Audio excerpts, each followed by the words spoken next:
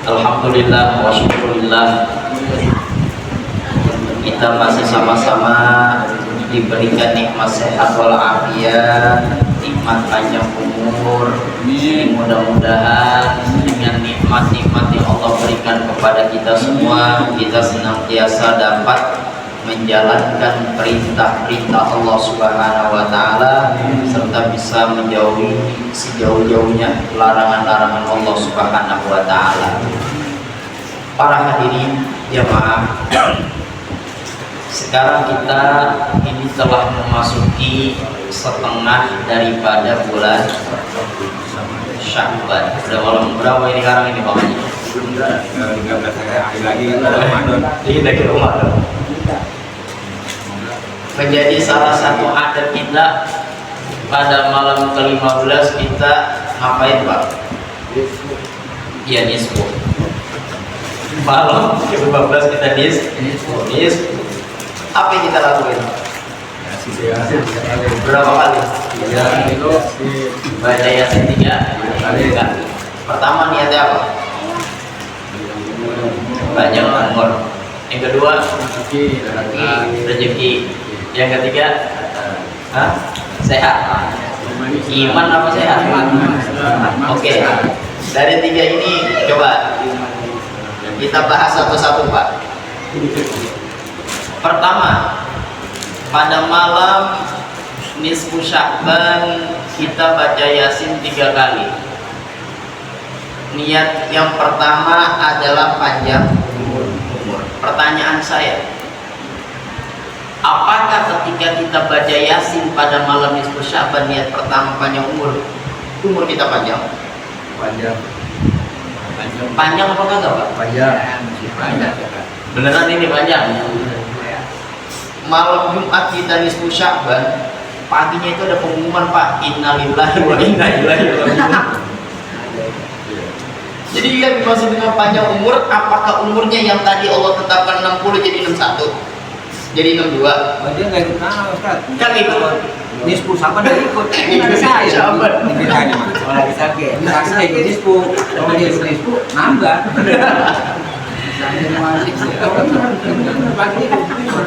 Jadi kemarin meninggal kayak ikut nisfu Sya'ban. Kalau nisfu Sya'ban yang ikut panjang umur sama ya. Kalau itu janji lah. Baik Pak.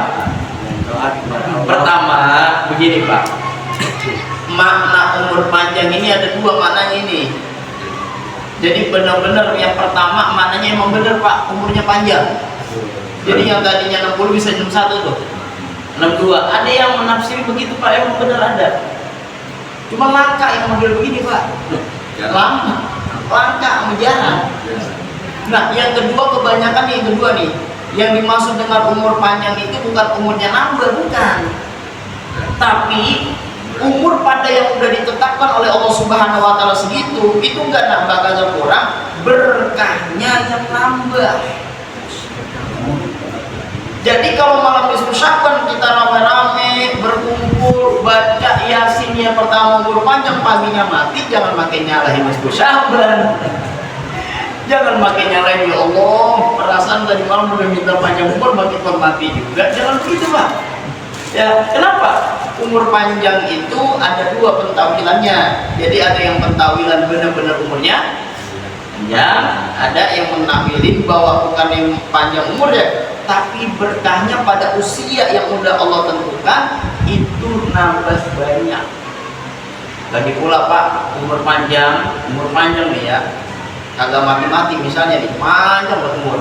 Ntar 60 jadi 61, 61 yang kedua, enggak ada cuma WA nya Pak. Pada mati semua duluan. Tapi ala kulli hal, khairun nas man qala umruhu wa hasuna amaluhu. Manusia yang paling baik, usianya dipanjangkan sama Allah, amalnya bagus. Itu Pak, manusia yang paling bagus, paling baik. Maka kita maksimalkan di bulan Sya'ban ini, Allah masih berikan kita sehat walafiat supaya masuk kategori manusia paling baik. Mari kita beramal amalan yang soleh yang awalnya itu biasa saja kita lakukan bernilai pahala biasa, tapi kalau udah dikerjakan di bulan-bulan yang luar biasa, maka pahalanya akan menjadi luar biasa. Satu. Kedua, saya ingin kita semua berhusnuzon kepada Allah, Pak. Jadi jangan ketika kita mohon kepada Allah sesuai dengan keinginan kita, tiba-tiba itu belum tercapai lalu kita suudzon sama Allah Subhanahu wa taala. Maka ini penting saya ingatkan buat saya pribadi dan buat para jamaah, umur panjang bukan maknanya panjang umurnya, tapi berkahnya lebih banyak. Kedua, baca Yasin niat kedua pada malam nisfu Syaban apa? Rezeki. Coba saya tanya lagi nih Pak, rezeki yang ada di benak kita bayangannya apa? Duit. Bener apa kagak? Ya pada dapat. Iya kan? Nah sekarang pertanyaannya, ketika malam nisfu Syaban kita baca Yasin niat yang kedua rezeki, dan rezeki bayangan kita duit, masih aja Pak ada yang susah pagi-pagi. Bener apa kagak? Jadi dorong-dorong motor. Masih kuat susah gitu Ustaz. Ini kita kok anyep banget tuh bahasa kita aja. Ribet banget ini. Nah, ini pun jangan suudzon. Rezeki itu Pak, banyak ulama menjelaskan bukan perihal tentang duit saja, tapi duit adalah rezeki. Tapi rezeki nggak harus duit. Bisa jadi pada malam nisfu Syaban kita mohon doa pada Allah niat yang kedua rezeki. Kalau emang itu bukan duit, berarti Allah berikan nikmat sehat walafiat. Lihat diri kita masih sehat apa enggak. Kalaupun memang gak kesana, bisa mana yang kedua Pak? Lihat keluarga kita, sakinah, mawadah, warahmah, apa kagak? Bisa jadi Allah palingkan di situ. Atau lihat yang ketiga, anak-anak kita jadi anak-anak yang nurut, anak-anak kita jadi berbakti sama kita. Bisa jadi itu makna daripada rezeki. Maka ini saya ingin tekankan bahwa apa yang kita mohon kepada Allah pada malam nisfu Syaban itu memang ada hadisnya Pak. Ada hadisnya. Apa bunyinya? Khamsu layalin la yuraddu fihinna du'a.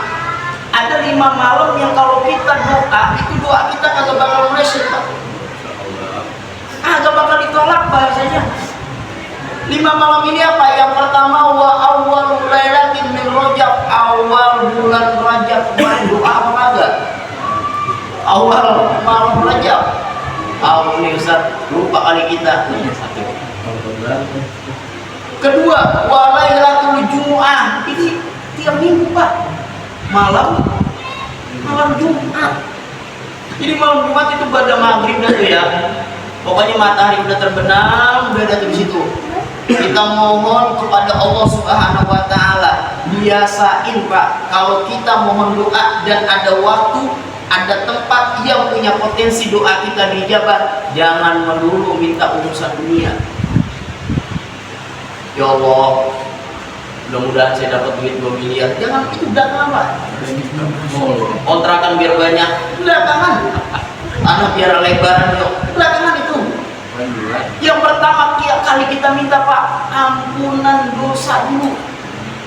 Karena kalau udah dosa nih, yang kita punya diampunin sama Allah Subhanahu wa taala, urusan dunia kecil, tinggal kita minta langsung Allah kasih buat kita. Yang penting apa dulu? Dosa kita dulu. Ya Allah, saya selama ini banyak dosa, baik secara sengaja maupun tidak sengaja. Pada malam ini berkah malam Jumat, berkah malam nisfu Syaban, saya mohon padamu ya Allah, ampunkan segala dosa-dosa saya. Itu kalau udah dosa diampunin Pak, urusan dunia kita tinggal minta sama Allah Subhanahu wa taala cepet dikabulkan. Kenapa? Dosa udah diampunin, otomatis pahala kita nambah. Ketika pahala kita nambah, kita doa pada Allah Subhanahu wa taala, tidak ada penghalang lagi antara doa kita dengan permohonan apa yang kita minta pada Allah Subhanahu wa taala. Maka niat yang pertama, ketika kita mendapati waktu, tempat, punya potensi doa kita diijabah, jangan melulu minta perkara dunia. Ntar kalau misal udah minta perkara akhirat, kita minta ampun pada Allah Subhanahu wa Ta'ala, jangan lupa Pak, niat yang kedua, doain orang tua kita.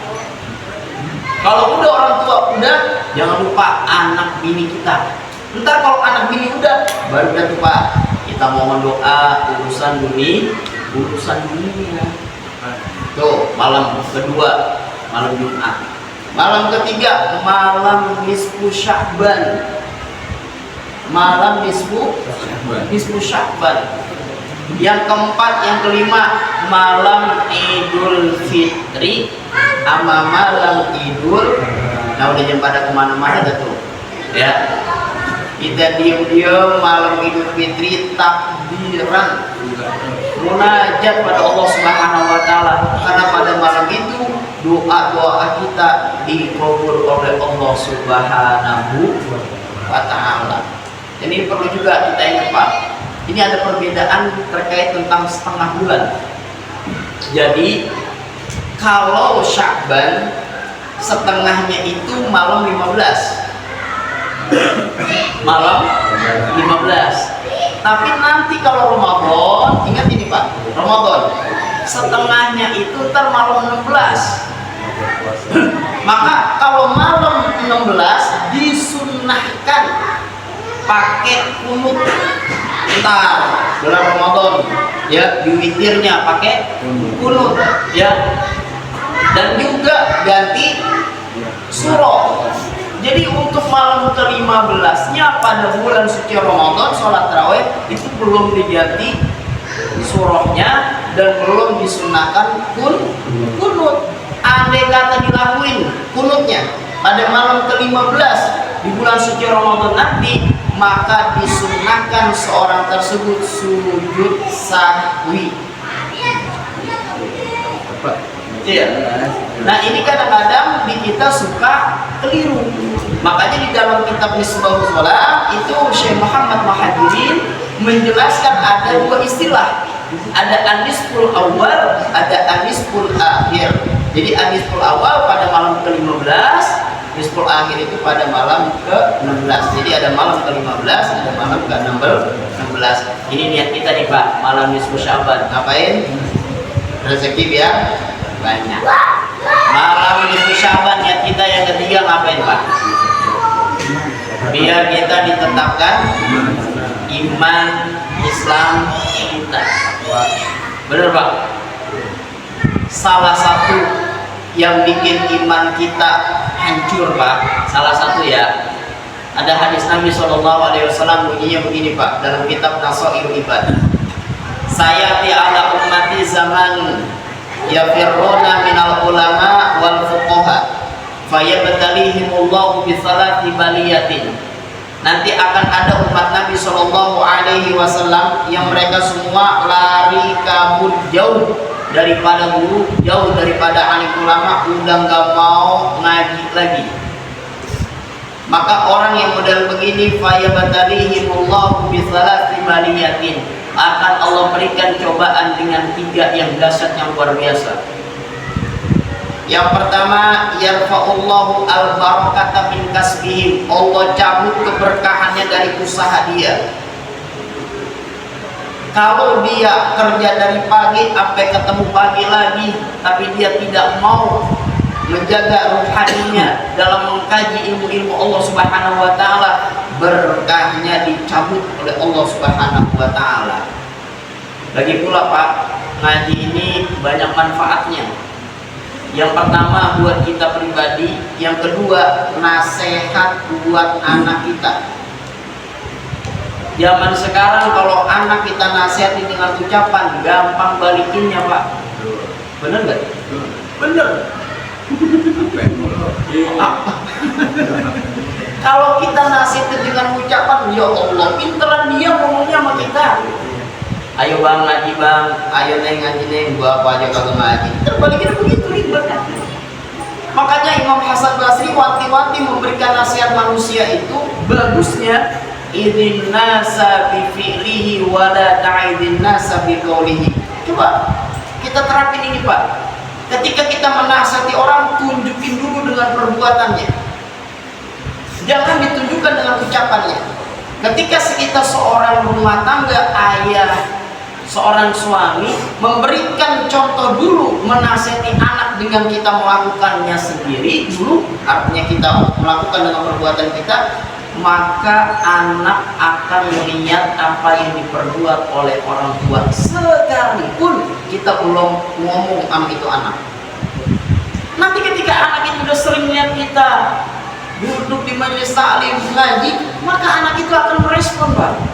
Dan ketika kita akan suruh ngaji, nggak ada bahasa bapak aja nggak ngaji, nggak ada bahasa begitu. Kenapa? Ya Pak, baik. Karena melihat sosok ayah. Nah, maka ujian yang terbesar oleh akan datang umat Nabi Muhammad yang tidak mau lagi kumpul bareng ngaji, berkahnya diambil sama Allah. Lalu yang kedua, ayyusallitallahu sultanan zalima. Allah berikan pemimpin-pemimpin yang zalim karena jauh daripada seorang guru. Dan yang ketiga nih, nauzubillah min zalik, yakhrujuna minad dunya bi ghairi iman. Mati kagak bawa sepeser iman pun di hadapan Allah Subhanahu wa taala. Nah, kita kan tadi minta malam nisfu Sya'ban, yang ketiga apa tadi niat kita? Minta iman kita ditetapkan. Maka ketika kita minta doa pada Allah ditetapkan iman kita, maka perbuatan kita jangan mengkhianati doa kita. Itu salah satunya. Maka daripada itu, ini momentum yang sebentar lagi minggu depan ya, tawakupan penutupan. Maka kita yang sudah tahu dalilnya, Pak, ini tidak lain tidak bukan kita menjalankan perintah Allah sebenarnya ngaji. Walaupun terteks di dalam Al-Quran tidak ada, tapi secara terkonteks itu ada, Pak. Wa ma khalaqtul jinna wal insa illa liya'budun. Aku tidak menjadikan jin dan manusia kecuali untuk. Nah, sekarang pertanyaannya, bagaimana tata cara menyembah Allah? Kalau tidak ada wasilah dalam pengajian, tidak ada wasilah dalam pengajaran, susah untuk kita menyembah Allah Subhanahu wa taala. Kadang kalau kita nyembah kagak ada ilmunya, Pak, bukan mendapatkan pahala, malah justru bisa jadi dosa. Bisa. Saya kasih contoh. Ada orang tidak tahu terkait tentang syarat sholat itu harus suci.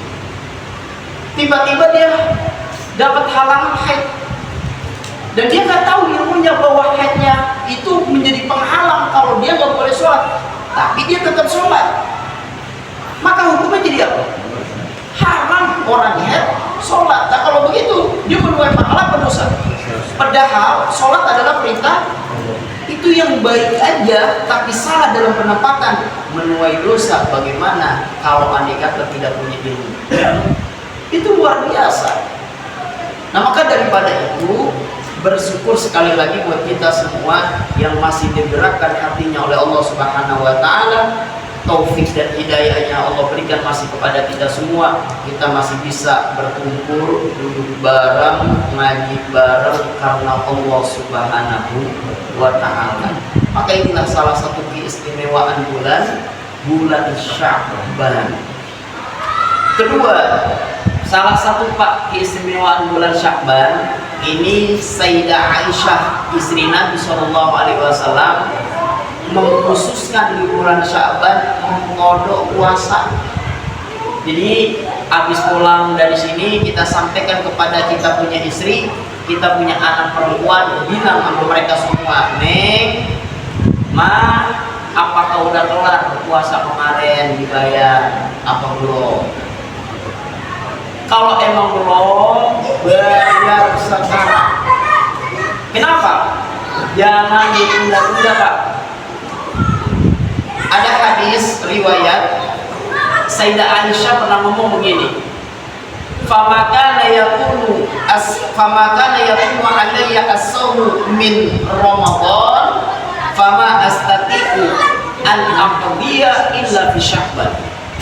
Kata Aisyah radhiyallahu anha, aku punya tanggungan utang puasa di bulan Ramadan, belum mampu untuk mengkodok puasa Ramadan kecuali pada bulan Sya'ban. Saking apanya? saking sibuknya Sayyidah Aisyah radhiyallahu anha untuk menemani Nabi Shallallahu Alaihi Wasallam. Maka berdasarkan riwayat ini, Aisyah radhiyallahu anha itu kalau kodok puasanya Pak, itu pada bulan Sya'ban. Dan berdasarkan hadis ini juga boleh kodok puasa buat perempuan nih Pak, khususnya ya, itu ditunda boleh sampai Sya'ban kalau ada halangan. Karena memang di sini hadis Aisyah radhiyallahu anha menunda kodok puasa sampai di bulan Sya'ban karena sibuk untuk mengurusi Nabi Shallallahu Alaihi Wasallam. Maka anak-anak kita yang perempuan atau istri kita yang belum bayar dah, lunasin puasanya di bulan Sya'ban. Emang bagaimana? Emang kenapa sih andai kata perempuan nggak bayar tiba-tiba udah masuk? Nah ini nanti bayarnya beda Pak. Saya kasih contoh. 2024 misalnya seorang wanita haid 7 hari.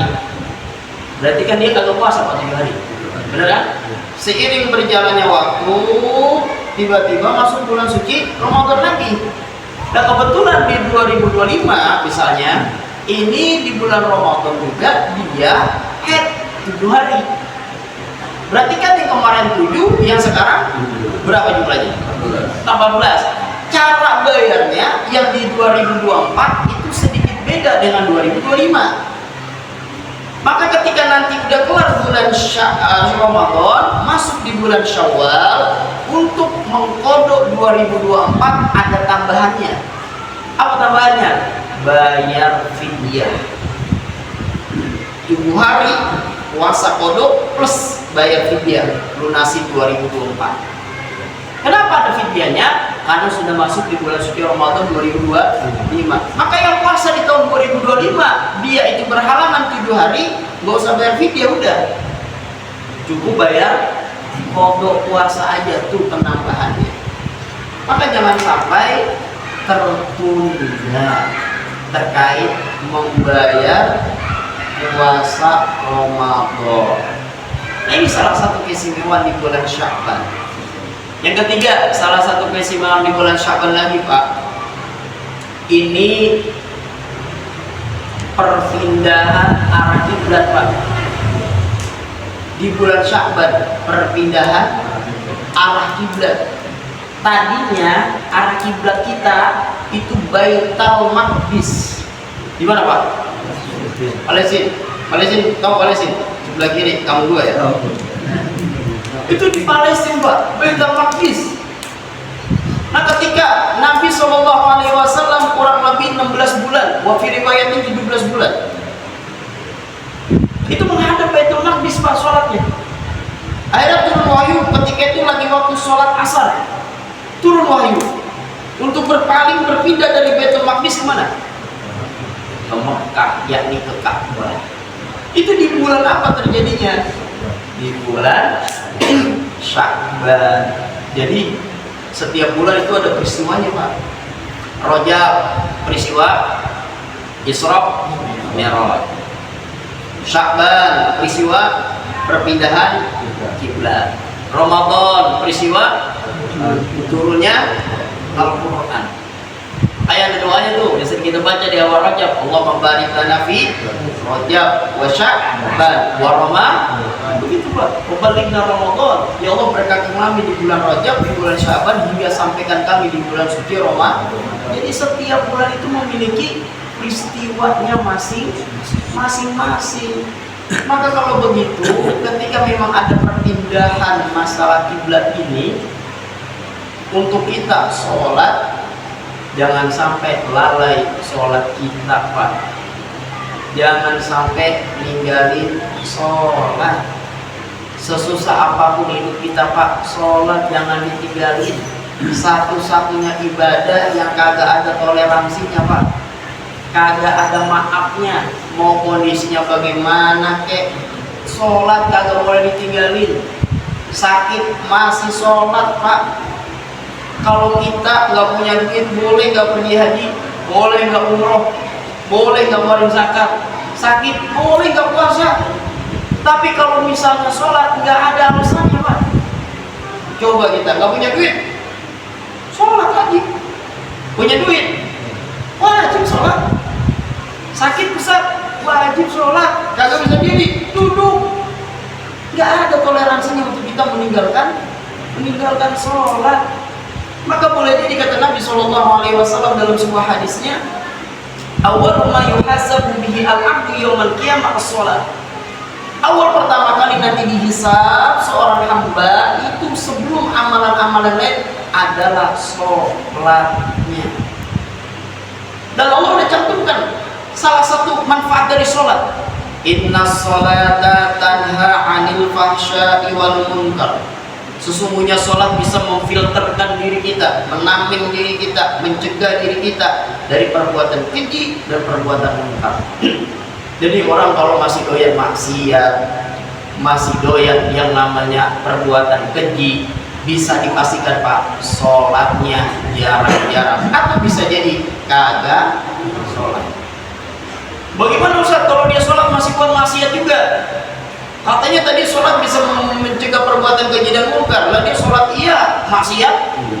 Iya, bisa jadi sholatnya nggak sempurna, rukunnya, syaratnya tertinggal, sehingga sholatnya jadi tidak sah, sehingga tuh sholat tidak memberikan efek kepada dirinya. Artinya kalau begini Allah pengen kita berbuat yang baik-baik semuanya. Kalau sholat bisa bikin kita perbuatan keji mungkar itu tercegah, Allah berarti kagak pengen kita melakukan maksiat. Berarti kalau begitu Allah pengen kita itu di jalan yang baik. Makanya Allah berikan kita akal Pak, untuk kita berpikir dan kita tahu mana yang baik dan mana yang buruk. Jadi kalau andai kata kita memilih jalan yang buruk, jangan salahkan Allah. Padahal kita tahu kalau itu adalah buruk. Jangan berucap, ini saya ditakdirin sama Allah berbuat begini. Nah, begitu caranya Pak. Kalau begitu nanti akan ada sebuah analogi begini. Ketika kita beli motor di dealer, tiba-tiba kita pakai motor terus kita tabrakan. Pertanyaannya, kita nyalahin kita sendiri apa nyalahin dealernya? Juga. Ntar kadang-kadang kita punya pikiran, nih gara-gara dealer keluar motor sih, anak jadi tabrakan. Kan nggak begitu. Bener nggak? Kita yang kita salahkan, kenapa kita sampai tabrakan? Barangkali kita ngantuk, barangkali kita kagak lihat ada yang nyalip dan lain-lainnya. Jangan salahkan dealernya. Maka ketika Allah ciptakan kita untuk ibadah nyembah Allah Subhanahu wa Ta'ala, lalu kita tahu nih ini baik dan mana buruk, lalu kita milih yang buruk, jangan salahkan Allah. Kenapa milih yang buruk? Udah tahu ada yang baik. Kadang-kadang memang Pak, yang baik-baik kan gratis. Benar nggak? Yang buruk yang bayar. Tapi kemauan yang bayar daripada yang gratis. Ya benar ya? Iya. Dan yang baik Pak emang langka. Satu, berat. Dua, godaannya banyak. Emang begitu. Namanya juga kebaikan. Makanya kagak heran ketika Nabi SAW sabdakan, hujibatin nar bisyahwah wa hujibatil jannah bil makarih. Yang namanya neraka dikelilinginnya kagak enak. Yang enak-enak tuh neraka dikelilinginnya. Kalau surga dikelilinginnya yang kagak enak. Makanya kita kalau begini nih udah berasa lama banget lagi. Mau ngaji lama banget ini Ustaz ini. Udah berasa begitu aja Pak bawanya. Romannya biar cepetan apa? Ini bil makari kagak enak udah bawaannya. Tapi yang namanya neraka dikelilingin apa yang syahwat, apa yang enak-enak atau berasa. Coba kalau andai kata main hal-hal yang maksiat, tahan Pak. Dari malam sampai pagi, agak berasa ngantuk. Coba dah ngaji. 5 menit gua udah kayak, ya Allah, ya besok dia pakai dia lagi udah gurunya lama banget ini. Begitu aja ucapannya. Inilah salah satu momentum yang terbaik di bulan Syaban. Mari kita tingkatkan lagi amalan-amalan kita. Dan yang terakhir, salah satu keistimewaan di bulan Syaban Pak, itu diturunkannya ayat yang seringkali dibaca sama muazin sebelum azan.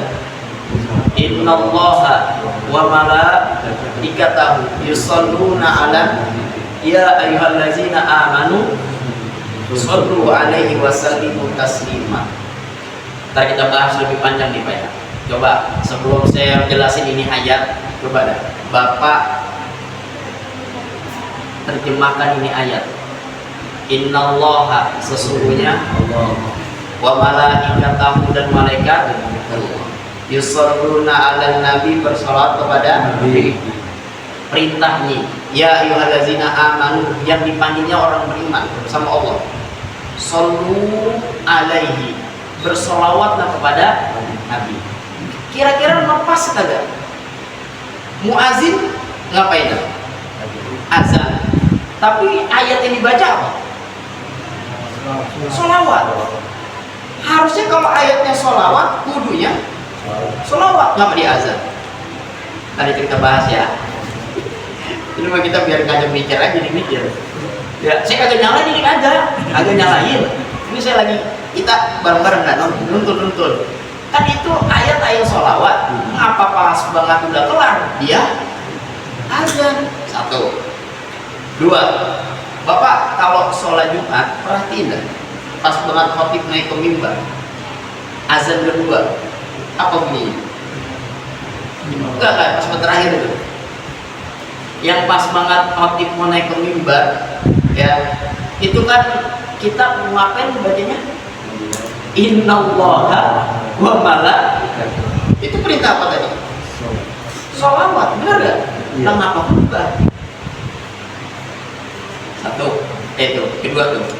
Terus yang ketiga, Bapak perhatiin lagi ya, itu khotib kadang-kadang ketika di khutbah pertama kelar itu pakai bahasa fastaghfiru innahu huwal ghafurur rahim. Jawaban kita apa? Coba lihat, fastaghfiru apa artinya? Istighfarlah kalian. Lah, kenapa jawabannya? Allahumma sholli ala sayyidina. Itu kan sholawat. Benar nggak? Kan gak khotib ketika khutbah yang pertama pengen kelar, udah kelar nih ya? Iya kan? Fastaghfiru innahu huwal ghafurur rahim. Jawaban kita Allahumma sholli ala sayyidina. Lah, kan disuruh apa yang tadi? Istighfar. Kecuali kalau kitanya begini, shollu ala nabi sallallahu alaihi wasallam, Allahumma lepas. Benar Pak? Dan tadi itu kita bahas ya. Jadi ada 3 tuh PR tuh ya.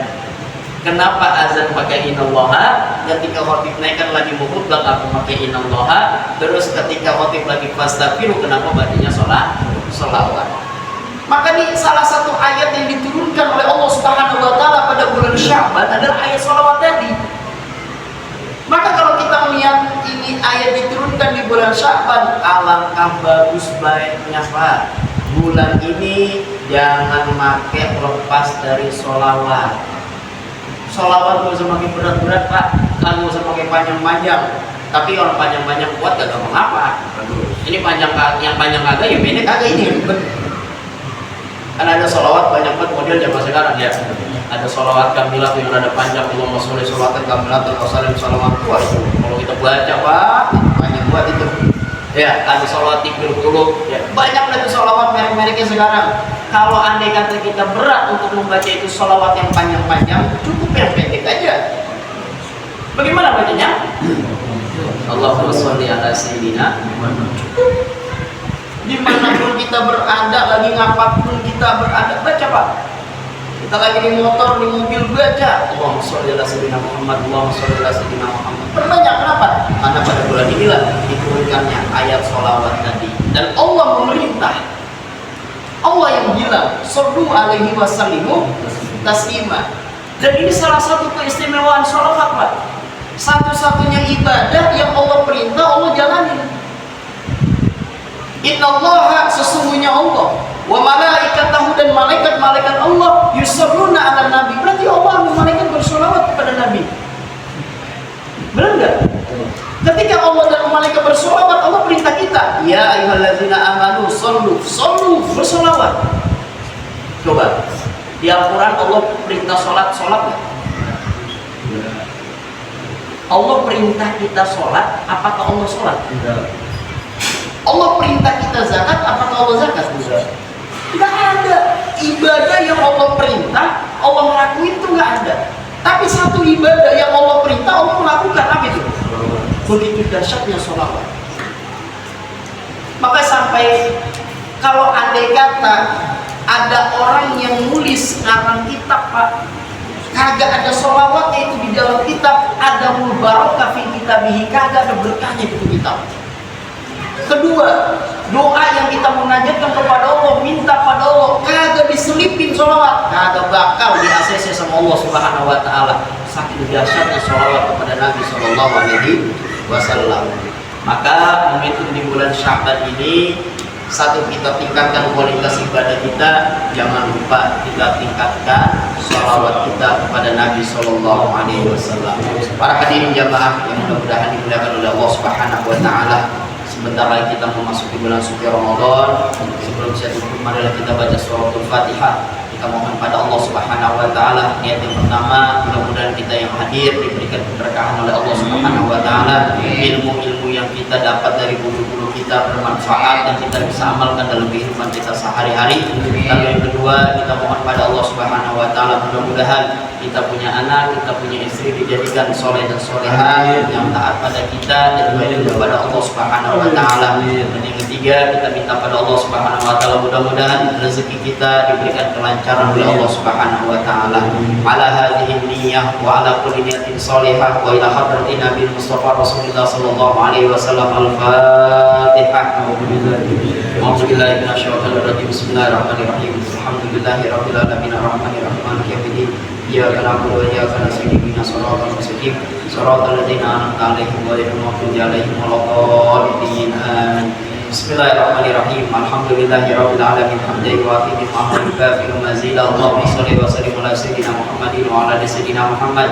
Allahumma anfa'na bima 'allamtana wa 'allimna ma yanfa'una warzuqna 'uluman tanfa'una fid dini wad dunya wal akhirah. Allahumma faqihna fid din wa 'allimna at-ta'wil. Allahumma ij'alna wa auladana wa dhurriyyatina min ibadikas shalihin bi fadlika wa karamika wa judika ya akramal akramin. Allahumma barik lana fi Sya'ban wa بلغنا رمضان بصحة وعافية والسلامة. ربنا هب لنا من أزواجنا وذرياتنا قرة أعين واجعلنا للمتقين إماما. ربنا آتنا في الدنيا حسنة وفي الآخرة حسنة وقنا عذاب النار. وصلى الله على سيدنا محمد وعلى آله وصحبه وسلم. الحمد لله رب العالمين.